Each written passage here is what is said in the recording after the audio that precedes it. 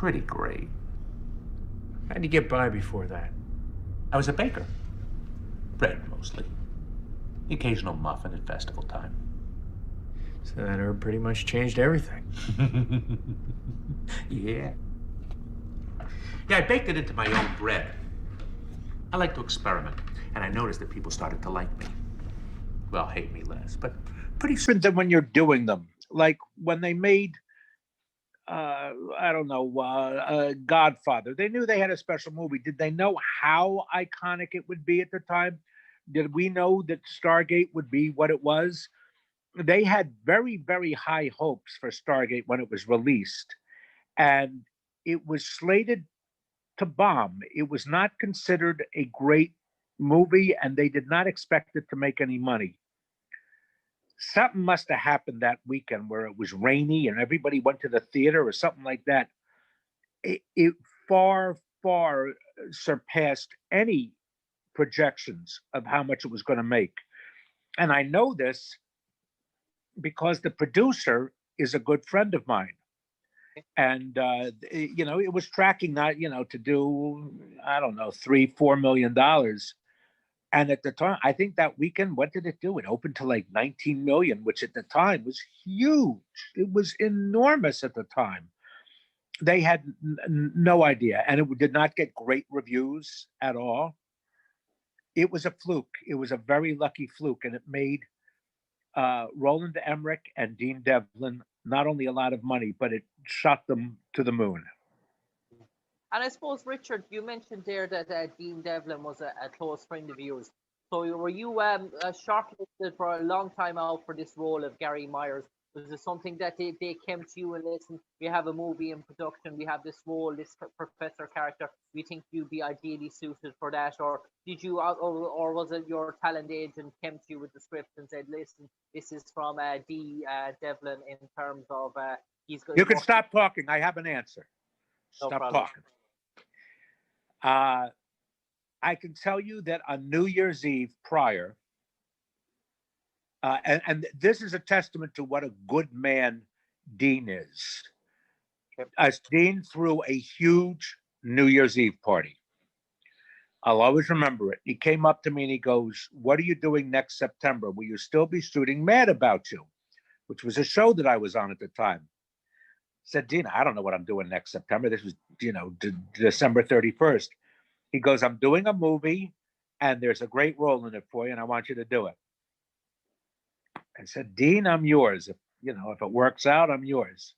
Well, I had to audition for it, but sure enough, Dean, unlike many, many, many Hollywood producers, kept to his word, and I got the role.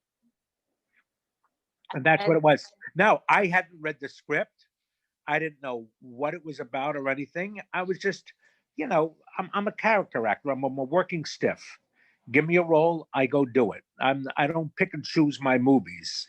If a role gets offered to me, I do it. And the role was offered to me, so it's not like, oh, did I read it? What did I think? At the script, let me go on set and do the movie. I'll do the role. That's how I work. Big movie stars don't work that way. They read a script. They read 10 scripts, and then they say, "This is the one I want to do." I'm on there for 2 or 3 weeks. I don't have to devote months to it.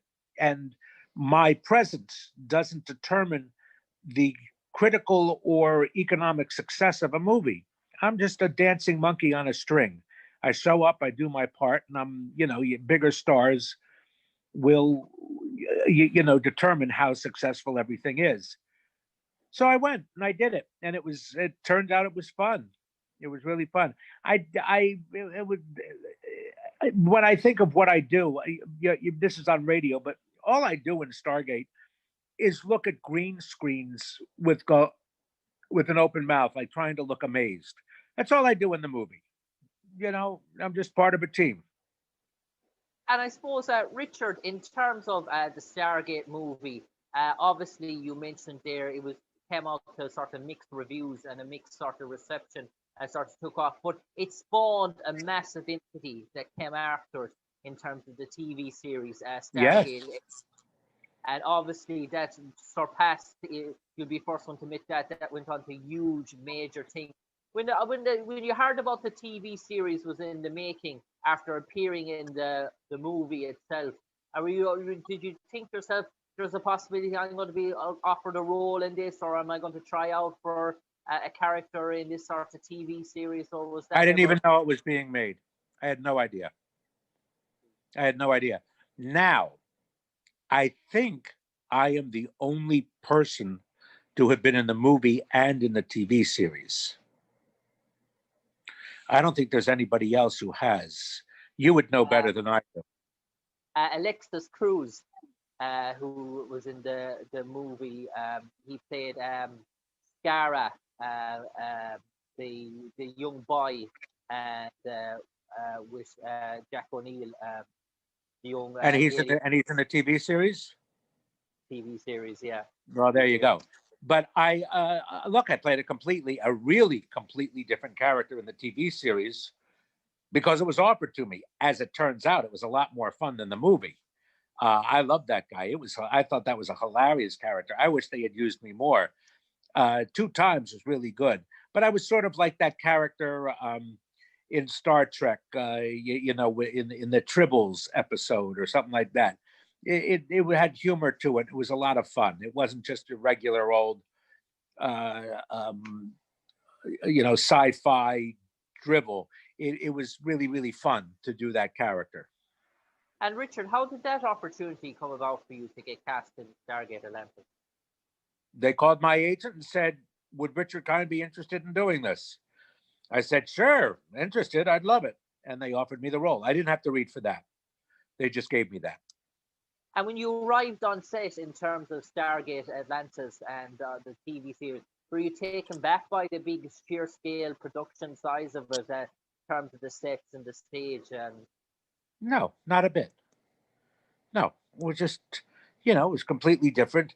It didn't even have to be called Stargate. It could, if it had another name, it would be fine. I don't even know whether or not there's a relationship between the movie and the TV show. They just took a name and that was recognizable and made it into part of a franchise. But I don't think it had anything. Does it have anything to do with the movie? You've seen it. Yeah, there is a record. It's sort of a follow-on in terms of the Gould and the sort of Rad. There's a backstory that sort of leads on then in terms of the TV series. I didn't read any of that. I had never seen the show, and I haven't seen the show since. I didn't even see my episodes. And so, Richard, what did you make of your character? You mentioned you enjoyed playing him in terms of when you got the script for your character there. What excited you about this character, Lucius Lavin? Well, it's interesting because the guy is a loser who becomes a winner. He has a huge ego, and he becomes adored by, he becomes sort of godlike. If I remember I know I did 2 episodes. I don't think they were in the same season. And the one episode is that I remember enjoying is that people looked upon me as a god, and really what I was just a loser. So that was fun. And then what was the other episode about? I just remember it being a lot of fun. It was, it had a really nice arc to it. It was funny. My interactions with the crew and the team was lovely as could be. I mean, and everybody was they were such good actors, such nice people. So I really had a good time. Yeah, and Richard, you mentioned there the opportunities came about for you for Stargate Atlantis. Do you always leave yourself opportunities open the door in terms of if you've been involved in the Stargate universe, if an opportunity comes about in the future in terms of the cameo roles, there's always something that you're open to in terms of sci-fi and reliving that sort of project? As long as a paycheck follows quickly behind, I'm available. Let me talk about something now, because I just did a fantastic movie called Monsters of California, which is all about aliens. You can look that up. It's really, really cool. So since you ask, would I be interested in anything sci-fi? This is going to be a perfect movie for your listeners to see and to look forward to. It was directed by a guy who was very big in rock and roll years ago. His name is Thomas DeLonge. He was in the band Blink 182. Okay. And Thomas is really into UFOs and aliens and the secrets behind the government and the military keeping it under wraps. And he's had